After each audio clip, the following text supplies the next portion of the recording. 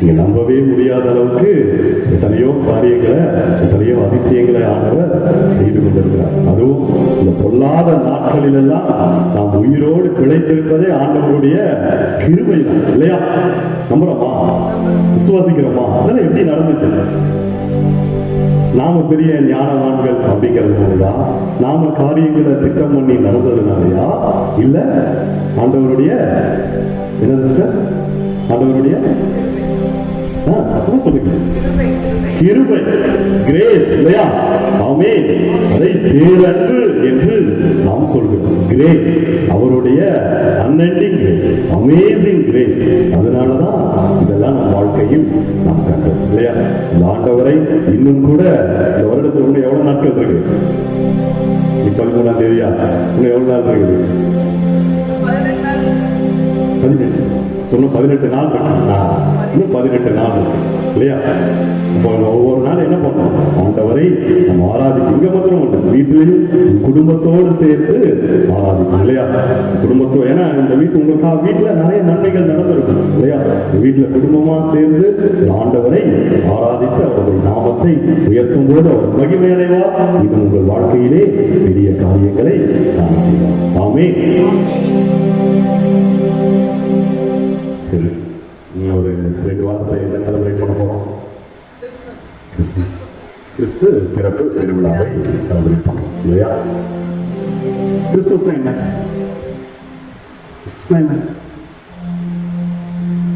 என்ன பயங்கரமான கேள்வி கேட்டுதான். கிறிஸ்து பிறந்ததை நாம் எல்லாரும் ஒரு குடும்பமா நினைவு கூர்ந்து அதை கொண்டாடுகிறோம் இல்லையா? சரி, ஏன் கிறிஸ்து பிறந்ததை கொண்டாடுறோம்? கிறிஸ்து பிறந்ததுன்னா என்ன? கடவுள் மனிதனாக பிறந்தார். இப்ப எனக்கு ஒரு கேள்வி, எத்தனை வருஷம் கிறிஸ்துமஸ் நீங்க கொண்டாடி இருக்கீங்க இந்த வாழ்க்கையில? ஒரு 30 கிறிஸ்துமஸ், ஒரு தோராயத்துக்கு ஒரு ஆவரேஜா வச்சுக்கலாம். 50, 60, 70 கொண்டாடி இருக்கீங்க. இருந்தாலும் ஒரு தோராயத்துக்கு ஒரு நினைவு தெரிஞ்சு ஒரு 30 வச்சுக்கலாம் ஆவரேஜா. சரியா? இப்போ உங்களுக்கு எல்லாம் ஒரு கேள்வி, கடவுள் ஏன் மனிதனா வரும்? சொல்லுங்க, கடவுள் ஏன் மனிதனா வரும்? கடவுள் கடவுளாக வர வேண்டியது தானே, ஏன் மனிதனா வரணும்? சொல்லுங்க.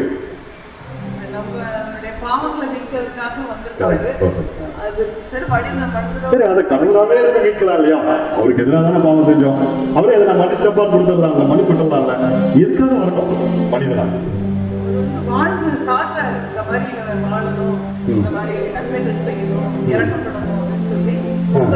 எழுதி கொடுத்துருக்காங்கல்ல, நன்மைகள் செய்யணும் அப்படின்னு எல்லாம். அது எதுக்காக நீங்க சொல்ல நல்லா பாயிண்ட் தான், அதுக்காக கூட வந்திருக்கலாம். நீங்க சொல்றீங்க, ஓகே, சரியா? இதுக்கு ஒரு டெஃபினட்டான ஒரு பதில் இல்லை, இதுதான் அப்படின்னு ஒரு சரியான பதில் இல்லைனாலும் நான் சொல்றேன் இந்த பதில் ஒருவேளை சரியாக இருக்கலாம். சரியா? என்ன அப்படின்னா, ஒரு மனிதனை முதல்ல அழைச்சாரு இல்லையா? அவன்கிட்ட என்ன கொடுத்தாரு? யார் அந்த மனிதன்? நம்ம கொடுத்தாத்தா, அவதான் இல்லையா? அவன்கிட்ட என்ன கொடுத்தாரு? மொத்த உலகத்தையும் கொடுத்திருந்தார். அவங்கிட்ட எல்லாவற்றையும் ஆண்டு கொள்ளும்படிக்கான அதிகாரத்தை அவனுக்கு கொடுத்திருந்தார் இல்லையா? அவன் என்ன பண்ணான்?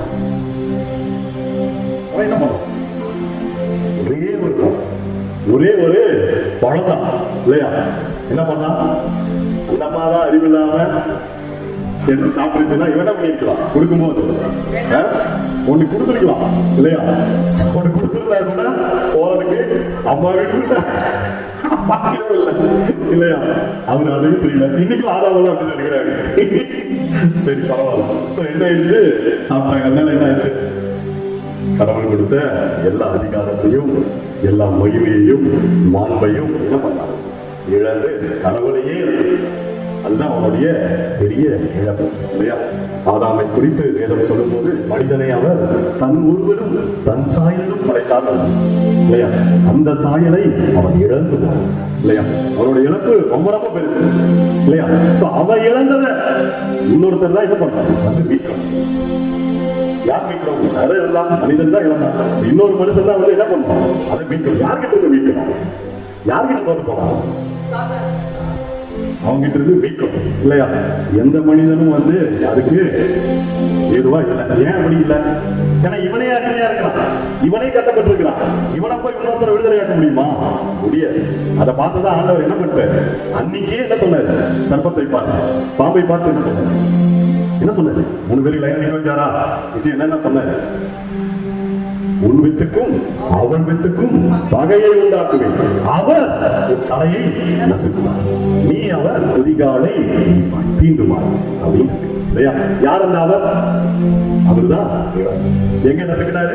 சிலுவையிலே சாத்தானுடைய தலையை அவர் நசுக்கினார். நசுக்கினதுனால என்னாச்சு? என்னென்ன ஆசீர்வாதங்களை, என்னென்ன அதிகாரங்களை எல்லாம் நாம் இழந்து போனோமோ அதையெல்லாம் ஆண்டவராகிய இயேசு கிறிஸ்து மூலமாக நாம் மீண்டும் சுதந்திரித்து கொண்டோம். ஆமென், ஆமென், ஆமென். இல்லையா? இதுதான் கடவுள் மனிதனாக வருவதற்கான இதுதான் பவுலையாவும் ரோமர் எழுதின திருமுகம் 5ஆம் அதிகாரத்துல மிக அழகாக ஆதாமையும் ஆண்டவராகிய இயேசு கிறிஸ்துவையும் கம்பேர் பண்ணி சொல்றேன் இல்லையா? இல்ல கடைசி 2 வசனத்தை மட்டும் படிங்க. ரோமர் எழுதின திருமுகம் 5ஆம் அதிகாரம் கடைசி 2 வசனம்.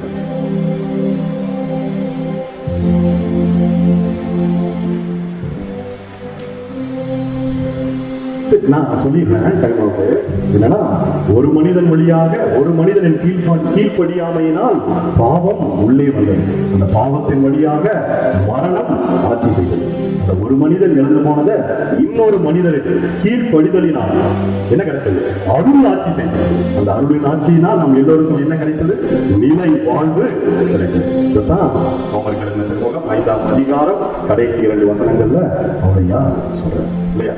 சோ அப்போ அந்த நிலை வாழ்வு வேணும்னா முதல்ல நமக்கு என்ன வேணும்? என்ன வேணும்? பாவத்திலிருந்து நமக்கு ஒரு விடுதலை வேணும் இல்லையா? ஆண்டவராகிய இயேசு கிறிஸ்து எதற்காக இந்த உலகத்திற்கு வந்தார்?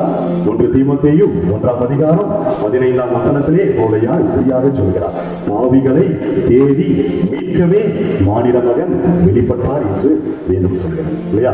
இந்த பாவத்திற்கு நாம் அடிமையா இருக்கும் போது என்ன இருக்கு? நமக்கு அதிகாரம் இருக்கு. உங்களுக்கு தெரியுமா, நம்ம வாழ்க்கையில பல ஆசீர்வாதங்கள் வருவதற்கு தடையாக இருப்பதே நம்முடைய பாவங்கள் தான், நம்முடைய மீறுதல்கள் தான், நம்முடைய அக்கிரமங்கள் தான். ஆண்டவர் பார்த்தார், எப்படியாவது என் மகனை எப்படியாவது என் மகனை ஆசீர்வதிக்கணும். அதுக்குதான் என்ன பண்ணாரு?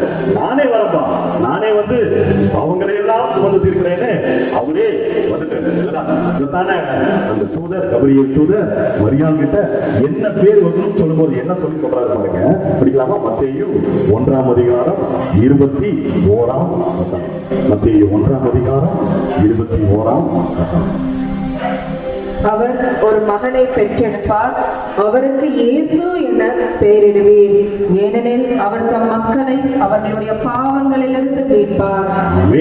என்ன பண்ணுவாராமா? அவருக்கு இயேசு என்று பெயரிடுவீர், ஏனெனில் அவர் தம் மக்களை பாவங்களினின்று மீட்பார். இவங்கெல்லாம் பாத்தீங்கன்னா அதிகமா ஒண்ணு கேட்பாங்க. அவளை பார்த்தா என்ன கேட்பாங்க? ரட்சிக்க அப்படின்னா என்ன பொருள்? மீட்கப்பட்டுட்டீங்கன்னா என்ன பொருள்? பாவத்தின் அடிமைத்தனத்திலிருந்து இந்த பிசாசின் அதிகாரமான இருளின் ஆட்சியிலிருந்து மீட்கப்பட்டுட்டீங்களா? ஆண்டவராகிய இயேசு கிறிஸ்துவின் ஒளியின் ஆட்சிக்குள்ள வந்துட்டீங்களா? அப்படிங்கிறத வந்துட்டுமா? எப்போ வந்தோம்? சூப்பர். எப்போ வந்தோம்? திருமுழுக்கின் மூலம், ஞானஸ்நானின் மூலம் நாம் எல்லோரும் கிறிஸ்துவோடு கூட பாவத்திற்கு மரித்து விட்டோம். அதான் பவுலையா என்ன சொல்றார்? கிறிஸ்துவனுடையவர்கள் தங்கள் ஊழியர்களையும் அந்த இழிவான நாட்டங்களையும் அவரோட கூட சிலுவையில் அறைந்து விட்டார்கள். மரித்த இயேசு எப்படி உயிர்த்தெழுந்தாரோ அதே போல நாமும் விசுவாசிக்கிறோமா? பாவங்களை போக்க, சாபங்களை நீக்க ஆண்டவராகிய இயேசு கிறிஸ்துவை புகழ்ந்து பாடலை மகிழ்ச்சியோடு உற்சாகத்தோடு நாம் பாடுவோம்.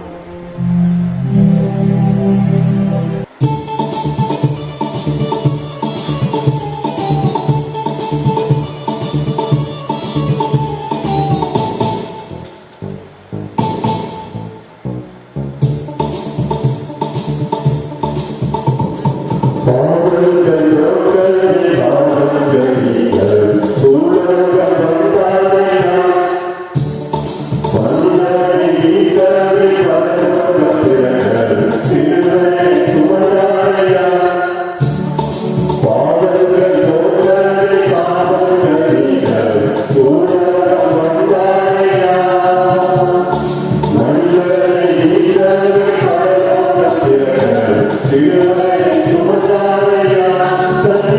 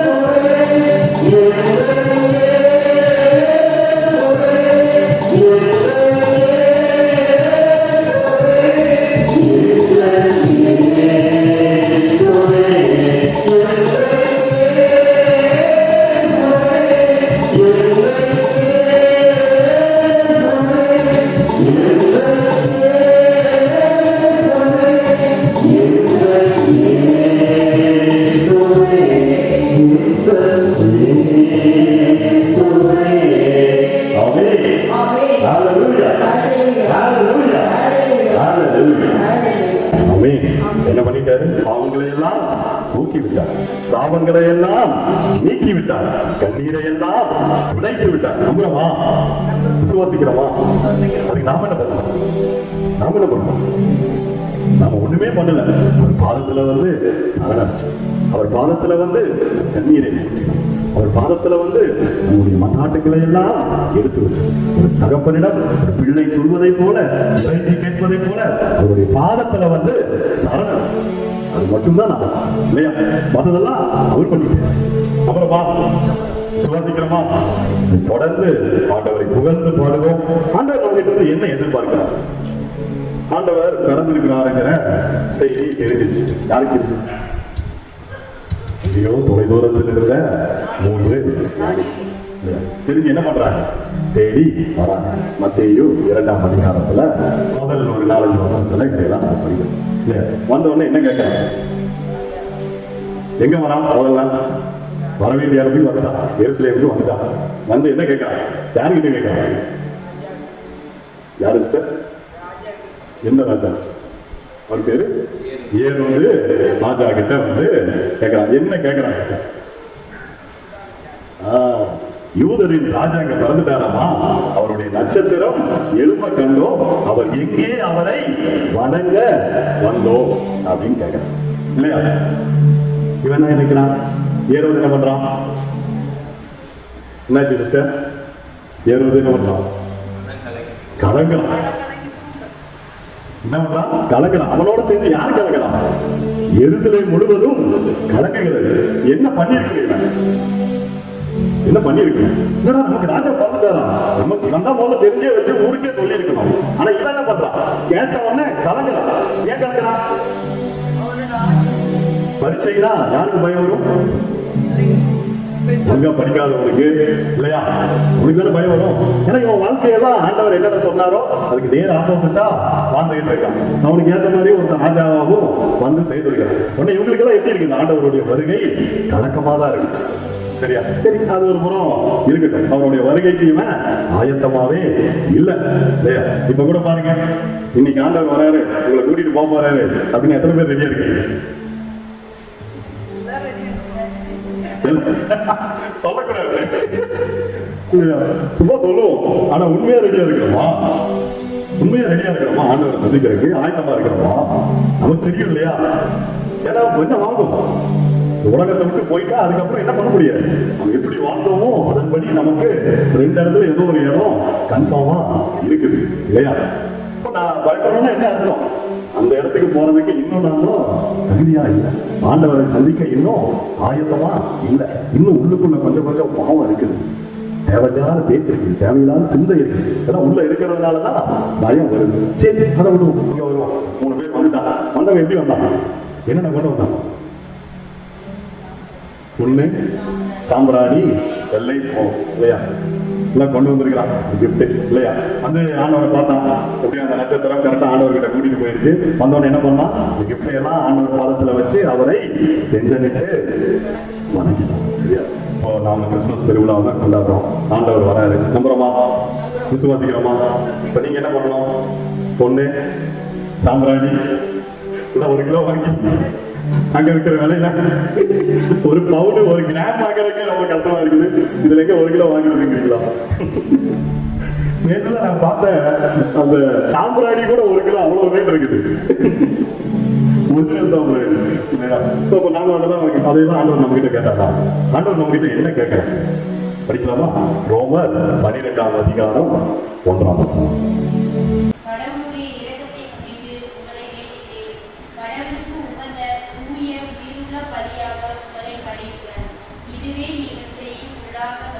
ஆமென். நம்ம என்ன பண்ணுவோமா? கடவுளுக்கு உகந்த தூய உயிருள்ள பலியாக நம்மை நாமே படைக்க வேண்டும். இதுவே நீங்க செய்யும் உள்ளார்ந்த வழிபாடு. நீங்க கால்ல விழுங்கணும்னு கேட்கல, என்ன கேட்கிறேன்? கடவுளுக்கு உகந்த தூய உயிருள்ள பலியாக நம்மையே ஜீவ பலியாக ஆண்டவர் இருக்கிறார் இல்லையா? அதுதான் தெசலோனியருக்கு எழுதின திருமுகத்துல சமாதானத்தின் தேவன் தாமே உங்கள் ஆவி, ஆத்துமா, சரீரம் முழுவதையும் முற்றிலும் பரிசுத்தமாகும் அவரது வருகையிலே நீங்கள் மாசற்றவர்களாக காணப்படுவதற்கு உங்களை நிலைநிறுத்துவாராங்கன்னு பவுலியா சொல்றார். இதைத்தான் ஆண்டவர் கேட்கிறார் இல்லையா? அவர்கிட்டயே தங்க, அவர்கிட்ட இல்லாத தங்கமா இல்லையா? பரலோகத்துல திருவள்ளி பாட்டில் படிக்கிறோம், வீதியே தங்கமா இருக்கணும், வீதியே தங்கம். ஆண்டவரை குறித்து சொல்லும் போது அவர் தலை தங்கமயமாக இருக்கிறது வேதம் சொல்கிறது. அவருக்கு நாம என்ன தங்கத்தை தருது? அது நம்ம ஒரு தகவல பயங்கர ஜகாந்தியான தகவல். எனக்கு 16 மணி தான் தெரிஞ்சு 916 இல்லை இல்லையா? இந்த தகத்தை போய் ஆண்டவருக்கு தரலாம் இல்லையா? ஆண்டவர் எதிர்பார்க்கிறது நம்மையே உயிருள்ள வழியாக அதுக்கு தடையா இருக்க பாவங்களை எல்லாம் சாபங்களை எல்லாம் அவர் நீக்கிவிட்டார். எல்லாத்துக்கும் மேல அவர் என்ன பண்றாரு? அவர் நம்மை தேடி வருகிறார் இல்லையா? யோவான் 5ஆம் அதிகாரத்துல நமக்கு எல்லாருக்கும் தெரிஞ்ச ஒரு சம்பவம் தான். ஒரு குளத்துக்கிட்ட என்ன குளம்? பெத்தஸ்தா. அந்த பெத்தஸ்தா குளத்துக்கு ஒரு சிறப்பு இருக்கு. என்ன சிறப்பு? அந்த குளத்தை திடீர்னு ஒரு தூதர் வந்து கடக்கும் போது யார் முதல்ல இறங்குறாங்களோ அவங்களுக்கு என்ன வியாதியா இருந்தாலும் என்ன ஆயிருப்பாங்க? சுகமாயிருப்பாங்க இல்லையா? சோ அப்படியான ஒரு அற்புதமான ஒரு குளம். இவன் என்ன பண்றான்? இந்த குளத்துக்கிட்ட உட்கார்ந்து எவ்வளவு நாளா உட்காந்துருக்கான்? 35 38 ஆண்டுகளாக இப்போ நான் ஒரு உதாரணத்துக்கு கேட்கிறேன். நமக்கு ஏதோ ஒரு வியாதி, இந்த மாதிரி நம்ம ஊர்லயே ஒரு குளம் இருக்கு. எவ்வளவு நாள் நம்ம உட்காரணும் நினைக்கிறோம்? எவ்வளவு நாள் சிஸ்டர் இருக்காங்க? 1 மணி நேரம் இல்லையா? அதுவே ரொம்ப டவுட் தான் இல்லையா? நம்ம தூதரை கொஞ்சம் அப்படின்னா நல்லா இருக்கும் இருக்காது சொல்லிடு அவர்கிட்ட நெகோசியேட் பண்ணிட்டு இருப்போம். ஆனா இவன் பாருங்க 38 வருஷமும் உட்கார்ந்து போய்க்கிறான். அப்ப இவன் பெரிய விசுவாசி தான் இல்லையா? விசுவாசி தானே. அதான் கூட பாருங்க யாராவது இருந்தாங்கன்னு எழுதிருக்காங்களா? அவன் சொந்தக்காரங்க தெரிஞ்சவங்க யாராவது இருந்தாங்களா? யாரும் இல்ல இல்லையா? அவன் உட்கார்ந்துட்டு இருக்கான். என்ன ஒரே நம்பிக்கை? இன்னைக்காச்சும் ஒரு நாள் எல்லாத்துக்கும் முன்னாடி நான் முதல்ல இறங்கி எல்லாரும் பாக்குறான். ஆனா என்ன பண்றது? போட்டி நிறைந்த உலகம் சரியா? அவனுக்கு முன்னாடி நான் போயிருக்கேன், ஊருக்கு முன்னாடி நான் போயிருக்கேன். உலகம் நமக்கு என்ன சொல்லி தருது? பந்திக்கு முந்திக்கும். எப்படி பத்திக்கு முதிக்கும். இதுதான் உலகம் நமக்கு சொல்லித்தர பாடம். அதுதான் நாங்களும் அடுத்த ஜெனரேஷனுக்கு அழகா சொல்லி கொடுத்து வளர்க்கணும் இல்லையா? அவனும் அதை அழகா கடைபிடிச்சு அடுத்த ஜெனரேஷனுக்கு பாஸ் பண்ணணும். இப்படியான ஒரு உலகத்துல அவனும் அந்த காலமே அப்படி இல்லையா? அவனும் 38 வருஷம்லாம் உட்கார்ந்துட்டு இருக்கிறான். திடீர்னு என்ன ஆகுது? ஒரு நாள் ஒருத்தர் அவனை தேடி யாரு யாரு இயேசு. ஆண்டவரே அவனை தேடி இவன் யாரை எதிர்பார்த்து உட்கார்ந்துட்டு இருந்தான்? ஒரு தேவ தூதனை எதிர்பார்த்து உட்கார்ந்துட்டு இருந்தான். அவன் வந்து கடக்கும் போது எப்படியாவது இறங்கி இருந்தான் உட்கார்ந்து இருக்கான். எனக்கு யாரை தேடி வரான்? தேவனே தேடி வர இவனுக்கு தெரிஞ்சுதான் வந்து என்ன கேட்கிறாரு? அவன்கிட்ட வந்தவன் என்ன கேட்கிறாரு? குணமடைய நலமடைய விரும்புகிறாய் இல்லையா? அவன் என்ன சொல்றான்? அவன் சொந்த கதையை சொல்றான். நல்ல ஆண்டவரே நான் அதுக்காக தான் 38 வருஷம் உட்கார்ந்துட்டு இருக்கிறேன். அது இறங்கிடலான்னு பாக்குறேன். எனக்கு முன்னாடி யாரும் ஒருத்தர் இறங்கிடுறான். ஆண்டவரே அதையெல்லாம் பேசாமப்பா, குணமடைய விரும்புகிறாயா அப்படின்னு கேட்கறது. அப்போ அவன் இந்த கதையெல்லாம் சொன்னான் இல்லையா? அதுக்கப்புறம் ஆண்டவர் அவனை பார்த்து என்ன சொல்றாரு? எழுந்து படுக்கையை தூக்கிக்கொண்டு நடந்தானா? குணமாச்சா? அவர் என்ன பண்றான்? நடந்தவன் என்ன எல்லாத்துக்கும் சொன்னானா? எங்க போறான்? தேவாலயத்திற்கு சென்று மோசேயின் சட்டப்படி நியாய பிரமாணத்தின்படி என்ன செய்யணுமோ அதை அவன் செய்யறான். அப்ப அங்க அவனை மறுபடியும் யார் பார்த்தான்? ஆண்டவர் பார்த்து என்ன சொல்றாரு? நீ அதிக கேடு வராதபடிக்கு இனி பாவம் செய்யாது. எதனால இவனுக்கு இந்த இது வந்துச்சு? இந்த நோய் வந்துச்சு? அவனுடைய பாவத்தினால வந்த விளைவுதான் இந்த வியாதி, இந்த நோய், இந்த போராட்டம். திருப்பாடல்கள் ஆசிரியர் 107ஆம் அதிகாரம் 17ஆம் வசனத்திலிருந்து நாம் வாசிக்கிறோம். நிர்மூட பாதக மார்க்கத்தினால், இந்த பொல்லாத வழியினால் நோய் கொண்டு ஒடுங்கி போகிறார்கள். அவர்களுடைய ஆத்மா சகல போதனங்களையும் ஆலோசிக்கிறது, எல்லா உணவையும் அறுசுவையான உணவையும் வெறுத்து தள்ளுகிறது. அவர்கள் தங்கள் ஆபத்திலே தேவனை நோக்கி கூக்குரலிட்டார். அவர் அதை கேட்டு என்ன பண்ணார்? தம்முடைய வார்த்தையை அனுப்பி அவர்களை குணமாக்கினார். இவங்கிட்ட என்ன சொன்னார்? என்ன பண்ண? தன்னை தொட்டு குணமாக்கினாரா? சொல்லி குணமாக்கினார். எப்படி? அவருடைய வார்த்தையினால் அவனை குணமாக்கினார் இல்லையா? சரி, இப்போ இங்க ஒரு கேள்வி. இவன் குணமானதுக்கு இவனுக்கு இந்த வியாதிக்கு காரணம் பாவங்கள் மன்னிக்கப்பட்டவன குணமாயிட்டான் நம்ம படிக்கிறோம். இதேதான் இன்னொரு அர்த்தத்தை ஆண்டவர் செய்வார். என்ன பண்ணுவாங்க? ஒரு கூரையை பிரிச்சு 4 பேர் ஒருத்தனை கட்டில் கிடையா இறக்குவாங்க இல்லையா? இறக்கணும்னு அவனோட எதிர்பார்ப்பு என்ன? எதுக்காக இறக்குறான்? ஆண்டவர் சுகம் கிடைக்கும். ஆண்டவர் ஆனவன் பார்த்து என்ன சொல்லுவாரு? என்ன செய்வாரு? பாவங்கள் மன்னிக்கப்பட்டன. இவன் எதுக்கு இறக்கலாம்? குணமாகிறதுக்கு பாவங்கள் மன்னிக்கப்பட்டன. இதுக்குள்ள இவன் வேற வந்துட்டான், பரிசேயன் வேற. உங்களுக்கு யாருக்கும் அதிகாரம் கொடுத்தது நல்லா கேட்கறான் இல்லையா? கடைசி ஆண்டவர் என்ன சொல்ற? மனுஷகுமாரனுக்கு அவங்களை மன்னிக்கவும் அதிகாரம் உண்டு, எழுந்து உன் படுக்கையை தூக்கிக் கொண்டு நட என்று சொல்வதற்கும் அதிகாரம் உண்டு சொல்லி அவனை எழுந்து உன் படுக்கையை தூக்கிக் கொண்டு நடன்னு சொல்லி அவனை குணமாக்கி நடக்கணும் இல்லையா? சரி, இது ஒரு புறம் இருக்குது. இப்போ நம்ம வாழ்க்கையில 2022 எச்சுக்கு இன்னும் தொடர்ந்து இருக்குது. இங்க 13 ஆயிடுச்சா? 7 அங்க ஒரு எவ்வளவு? 18 நாள் தான் இருக்கு. இந்த வருஷம் முடியும் இல்லை? ஆண்டவர் உங்களுக்கு இந்த வருடத்துல ஏதோ வாக்குகளை, உங்களுக்கு சில வாக்கு திட்டங்களை கொடுத்திருப்பாங்க இல்லையா? இந்த வருடம் மட்டும் இல்ல, ரொம்ப வருஷமாக ஜெபம் பண்ணிட்டு இருக்கீங்க இல்லையா? ஆனா அதெல்லாம் என்ன ஆயிருக்காரு? கொஞ்சம் நிறைவேறி இருக்கலாம், கொஞ்சம் இல்லை, நிறையவே நிறைவேறல. எல்லாம் பார்த்தாவே தெரியுது இல்லையா? நான் 4 வருஷம் கணக்காக ஜெபம் பண்றேன். இந்த ஜெபம் கூட்டத்துக்குலாம் வரதே 10 பேரு, அதுலேயும் 10 பதில் நானும் வரேன். ஆனாலும் நீ என்ன பண்ண மாட்டேங்கிறீங்க, என்ன கண்டிக்கவே மாட்டேங்கிறீர் அப்படின்னு சொல்லி புலம்பணும் இல்லையா? ஆனா ஆண்டவர் என்ன பண்றாரு? திருப்பாடல்கள் 119, 49, 5 வசனங்கள் எடுத்து வச்சுக்கீங்க. நான் சொல்லி 119, 49, 50 வசனங்கள். அது என்ன சொல்றாரு? நம்ப பண்ணின உடைய வசனத்தை எனக்காக நினைவு கூறும்னு நாகிதையா இருக்கிறார். அதுவே அவருடைய சிறுமையில் அவருக்கு ஆறுதலாக இருந்துச்சாங்க இல்லையா? இதுதான் நம்முடைய விசுவாசம். விசுவாசிகளுக்கு வந்து பாத்தீங்கன்னா மற்றவங்கள மாதிரி உடனே எல்லாம் எல்லாம் தான்னு நடக்கல. உடனே நடந்துச்சுன்னு வைங்க, நீங்களாம் யாரு? 10ஓட 11, 10ஓட நாமளும் ஒண்ணா இருப்போம் இல்லையா? ஆனா நமக்கு அப்படியெல்லாம் நடக்காது. நமக்கு எப்படி நடக்கும்? காத்திருந்து பெஸ்டானதை, உங்களுக்கு எது சிறந்ததோ அதை கொண்டு வந்து உங்க கையில ஆண்டவர் தருவார். இதை நம்புறோமா? இதை விசுவாசிக்கிறோமா? தாவீது ஐயா சொன்னதை போல அவர் நம்ப பண்ணின அவருடைய வசனத்தை நாம் விசுவாசிக்கிறோமா? நம்புறோமா? அதை புடிச்சுக்கிட்டு ஆண்டவர் கிட்ட கேட்கலாமா? ஆண்டவரே, இதை நம்ப பண்ணினீர் இல்ல, நான் சும்மா தான் இருந்தேன், நீர் தான் என்னை கூப்பிட்டு உங்களுடைய சந்ததியை எப்படி ஆக நீர் வானத்து நட்சத்திரத்தை போல ஆக்குவேன், கடற்கரை மணலை போல ஆக்குவேன் எல்லாம் சொல்லிட்டு என்ன பண்ணுங்க, இன்னைக்கு வரைக்கும் எனக்கு ஒரு பிள்ளைய கொடுக்கல. அப்படியே கேட்டார் ஆபிரகாமே, அப்படியே கேட்டாரு. அந்த விசுவாசத்தை அவர் அப்படியே உறுதியா இருந்தார். அதை தேவன் அவருக்கு நீதியாக கண்டார். அப்படிதான் அவரை பத்தி எழுதியிருக்கு. அதனால அவருக்கு பேரே என்ன? விசுவாசத்தின் தந்தை, ஃபாதர் ஆஃப் ஃபெய்த். இல்லையா? அப்ப ஆபிரகாமின் சந்ததி நாம எப்படி இருக்கோம்? அதை விட அதிகமான விசுவாசத்தோட இருக்கணும். நம்புறோமா? ஆண்டவர் செய்தது நிறைவேற்ற நம்புறீங்களா சிஸ்டர்? ஆமா இல்லையா? நம்பிக்கை இருக்கிறதுனால தானே வரும். நம்பிக்கை இருக்கிறதுனால தான் ஆண்டவருடைய பாதத்துல வரும், அவரை ஆராதிக்கிறோம், அவரை துதிக்கிறோம். இல்லையா? இத்தனையும் செய்யறோம். ஆண்டவர்களை கைவிடுவாங்களா? 38 வருஷமா இருந்தவனுக்கு கரெக்டா வர வேண்டிய டைம்ல வந்தாரு இல்ல, கொடுத்தாரு இல்ல, இல்லையா? அதே மாதிரி நமக்கும் ஒரு ஏற்ற காலத்தை ஆண்டவர் குறிச்சு வச்சிருக்காரு. நான் விசுவாசிக்கிறேன், இன்னைக்கு ஆண்டவர் இந்த வசனத்தை உங்ககிட்ட சொல்றாருன்னா என்ன பண்ண போறேன்? அந்த ஏற்ற காலம் சீக்கிரத்துல உங்க வாழ்க்கையில வரப்போதுன்னு அர்த்தம். ஆமே, ஆமே, ஆமே. அந்த விசுவாசத்தோடு இந்த பாடலை நாம் பாடுவோம்.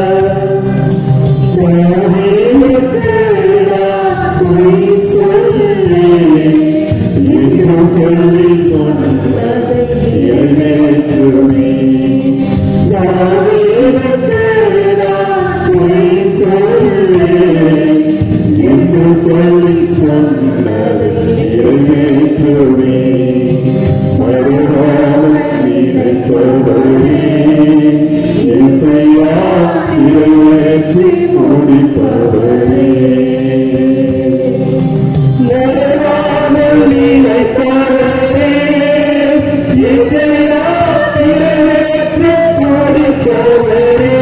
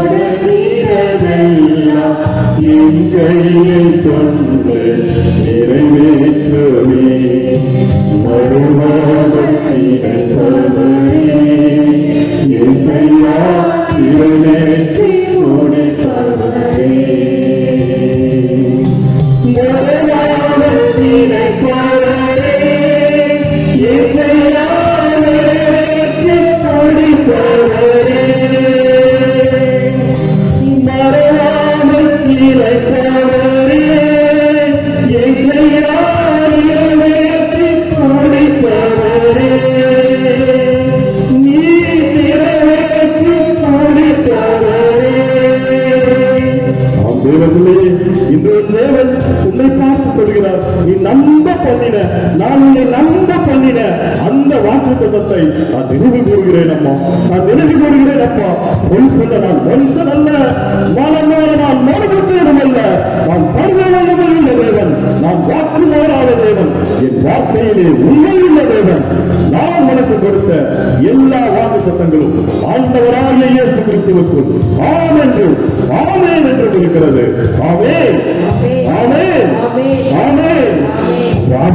வாக்குகளை நீ ஆசீர்வாதமாயிருப்பாய், உனக்குள்ளாக பூமியில் வந்தவரெல்லாம் ஆசீர்வதிக்கப்படும் என்று சொன்ன அந்த வாக்குத்தத்தம் தாவீதை பார்த்து உன் சிங்காசனத்திலே உட்கார்வதற்கு எப்போதும் ஒருவன் இருப்பார், உன் ராஜ்யபாரம் நிலைநிற்கும் என்று தாவீதுக்கு சொன்ன அந்த வாக்குத்தத்தத்தை ஆண்டவராகிய இயேசு கிறிஸ்து தாவீதின் மகனும் ஆரோனாவின் குமாரனுமாகிய ஆண்டவராகிய இயேசு கிறிஸ்து உலகத்திலே மனிதனாக வந்து அவதரித்து அதை எப்படியாக நிறைவேற்றினாரோ அதுபோல உனக்காக அவர் கொடுத்த ஒவ்வொரு வாக்குத்தத்தத்தையும் அவர் நிறைவேற்றுவார்.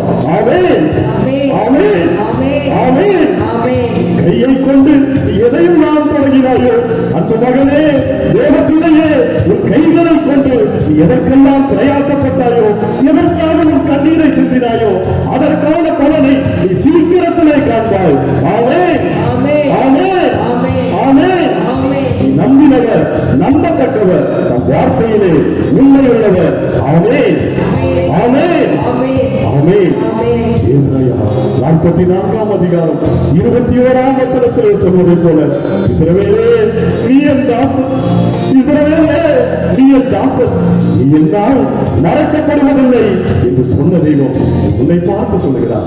அன்பு மகனே, நீ என்னால் மறக்கப்படுவதில்லை, நீ என்னால் மறக்கப்படுவதில்லை. அப்பா, உன் ஜெபங்களை எல்லாம், உன் கண்ணீரை எல்லாம், என் பெருமூச்சை எல்லாம் என்னுடைய திருப்தியிலே தோற்பையிலே சேர்த்து வைத்திருக்கிறேன். அப்பா, சீக்கிரத்திலே உன் கண்ணீரின் ஜெபத்திற்கு பதில் வரும். ஆமென், ஆமென், ஆமென். மறுவாமல் நினைப்பவரே இசையா நிறைவேற்றி முடிப்பவரே மறுவாமல் நினைப்பவரே இசையா நிறைவேற்றி முடிப்பவரே நிறைவேற்றி முடிப்பவரே. அனைவரும் எழுந்து நின்று இந்த நம்பிக்கையோடு இந்த விசுவாசத்தோடு இந்த சமாதான பிரபுவை இந்த அமைதியின் அரசன் இந்த நம்பத்தக்க தெய்வத்தை நமது இயேசு ராஜாவை அவரது அன்பிலே கலந்து கரைந்து இந்த பாடலை நாம் பாடுவோம்.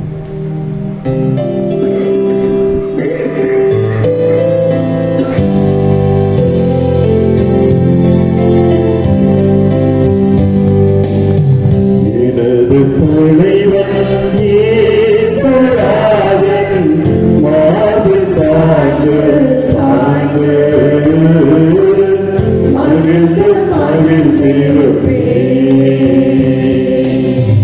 எனது தலைவன் இயேசுராஜன் மாது சாய்ந்து சாய்ந்து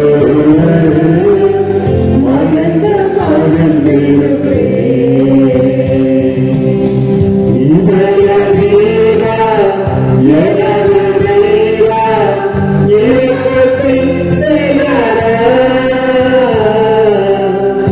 Yeah.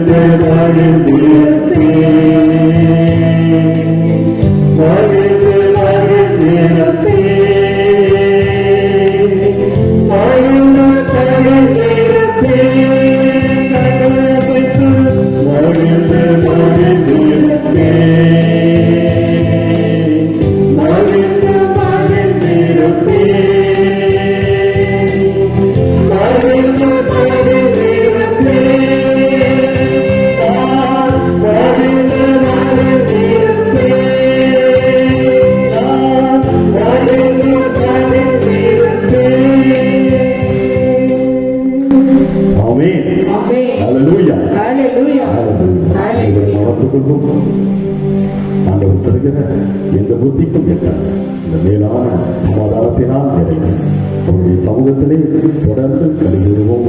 ஆவியானவர் நம்மை வழிநடத்துவாராக. சகல துதிகள் மகிமையாவையும் ஆண்டவருக்கே செலுத்துகிறோம். ஆட்சியும் வல்லமையும் மாட்சிமையும் என்றென்றைக்கும் சமாதான அரசரான ஆண்டவராகிய இயேசு கிறிஸ்துவின் ஆமென்.